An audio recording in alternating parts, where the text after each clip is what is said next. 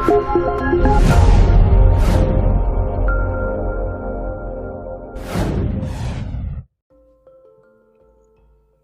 everybody and welcome to Ed Shed. Today we're going to be taking a look at the Empire in Total War Warhammer. Don't forget that there will be new videos out every Wednesday, so please do subscribe and come back. Now this particular video is going to be a very brief overview. It's just sort of a, well yes, it's a brief overview of the Empire.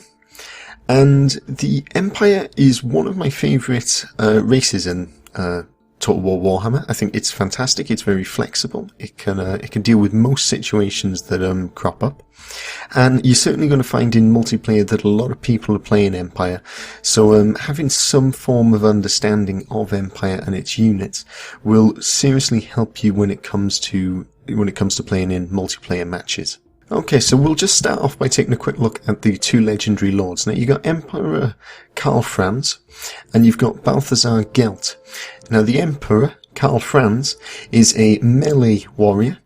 Generally, he'll be wielding a hammer. Certainly in multiplayer, he'll be wielding the hammer, which I forget the name of, but it's the one that you actually see on the front cover of Warhammer stuff. It is the Warhammer.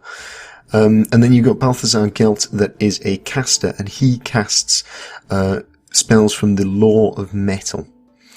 Now, the Emperor himself is going to do a lot for boosting the morale of the troops around him, and when he's mounted on his Mount Deathclaw, he's very flexible in terms of mobility and the damage that he can deal out. Nevertheless, if he gets tied up into a fight with sort of a Chaos Lord on a Chaos Dragon, he's unlikely to come out of that engagement better off, certainly if he doesn't have the support of other troops around him.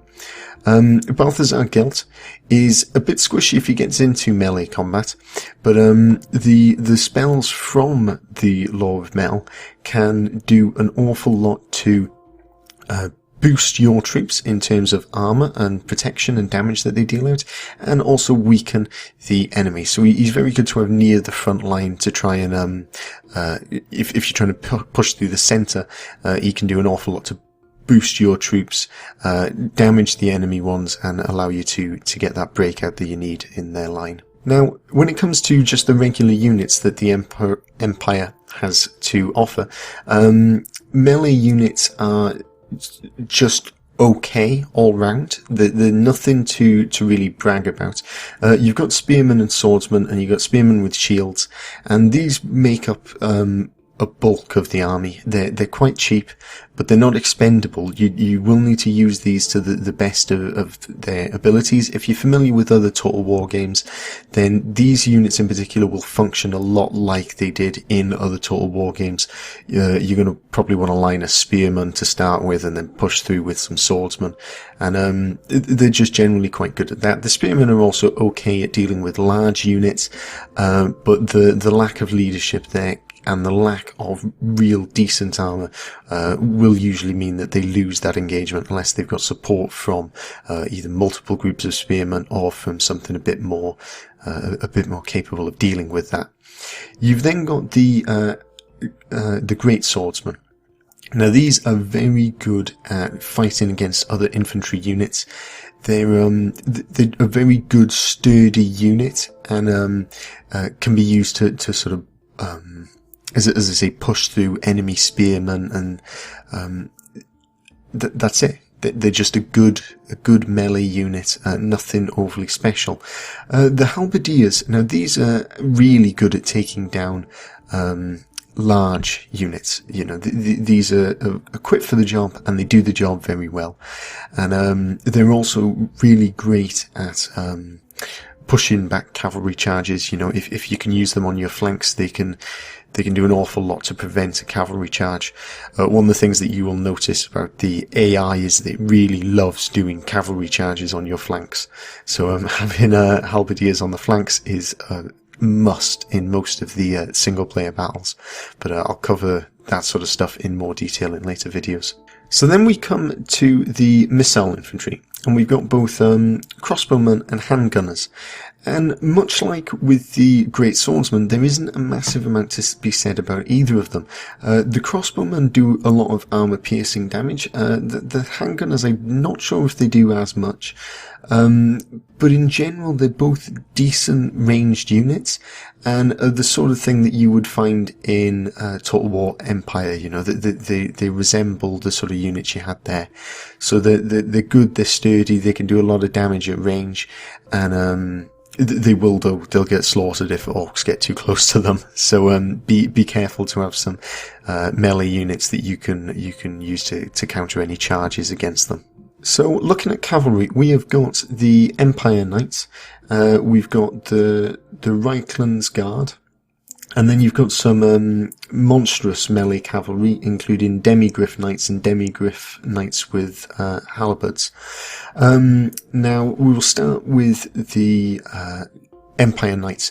They've got a very good charge bonus. They're the sort of thing that you will probably want to macro quite a lot. You'll want them running into the enemy, pulling out and running back in.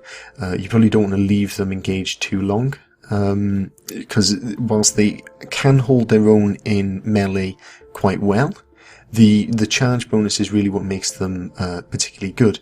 Now, the Reichland's Guard, on the other hand, these are the sort of things that you can charge in, and they will just slowly chew through the enemy ranks before you maybe pull them out and charge somebody new. So there's two different sort of playstyles you're going to be looking at with those main melee cavalry units. Now, the final two sort of melee cavalry units that we'll look at is the Demigriff Knights, with and without the halberds even. Now, the Demigriff Knights, they're incredibly strong. They will hold their own in an engagement, because obviously Demigriffs are going to be chewing and clawing at different people, and the knights on them are going to be hacking them to pieces. The ones with halberds have got a fantastic charge bonus. It's still not quite as good as the Empire Knights, but it is a really good solid charge bonus that you can use. Okay, so now we've got the Missile Cavalry, and the Missile Cavalry for the Empire is absolutely fantastic. You've got Pistoliers and you've got Outriders, and the Outriders come in two forms. You've got just the standard Outriders, and you've got the Outriders with grenade launchers. Now, the Pistoliers are okay. They're nothing fantastic about them. But the Outriders, for the difference in sort of cost in order to get the Outriders, you're definitely better to have Outriders. They can be used to devastate an effect. They're both fast moving, and the volleys that they will let off can tear through certainly lightly armoured units. They'll do enough damage to heavily armoured units, but lightly armoured ranks like goblin ranks, they'll cut through potentially an infinite amount in sort of a skirmish mode, and can drag them way off out the battlefield and just tie them up and harry and harass the enemy. They're really good. The grenade launcher variation on these, I haven't used a massive amount, but when I have used them, they've done a lot of splash damage. I'm still not sure that I would pick grenade launchers over the standard Outriders, but they're certainly a good choice, and I think a lot of it will come down to situation and personal preference. As I say, the grenade launchers do a lot more splash damage, but I believe that the standard Outriders have significantly more armor piercing than the grenade launchers do. Okay, so moving on to the vehicles that we've got access to. You've got the Luminarch and you've got the Steam Tank. Now, the Luminarch I haven't used a massive amount. It's a magical-based chariot, really, and a sort of a ranged spell-casting vehicle. It does a lot of damage, but I tend to find it to be a bit squishy when things do get close to it. It's not squishy like goblins are, but it's nowhere near as tough as the Steam Tank. And the Steam Tank is fantastic. It has phenomenal leadership. It will not break and run. Even when the general's dead, etc. It is fantastic. It will hold its own.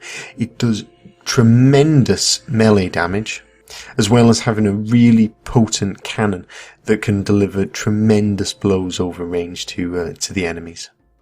It's literally, it's like mobile artillery. It's a fantastic addition to any army, and even if you haven't got a massive amount of funds in sort of a multiplayer match, I would suggest bringing one of these along, because it will probably be the clinching factor that will take down the enemy army, because there's very little answers to it besides from just throwing units into them. Now, the Empire also has access to quite a large variety of artillery, and if I'm being perfectly honest, I believe that the artillery that the Empire has is more versatile than any of the other races, and as it arcs over their own army, so it can be sitting in the background firing on them.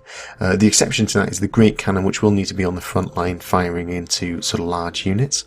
But to be honest, I would very rarely field a Great Cannon.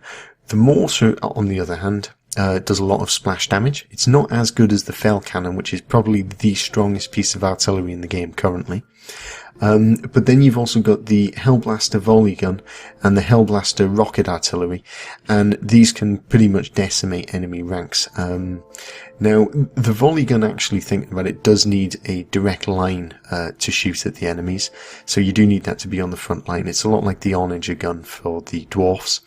But the Hellblaster rocket battery is fantastic because it will do tremendous amounts of splash damage. It will cover an entire unit. If a shot misses, that's no big problem because there's multiple shots following up. So Hellblaster rocket battery, probably my favourite bit of artillery in the game currently, because it has such a wide arc of what it can hit. So, I hope you've enjoyed this video, and please do subscribe, and as I say, there'll be more videos coming out every Wednesday, so yeah, please check back then. And until then, I will see you around.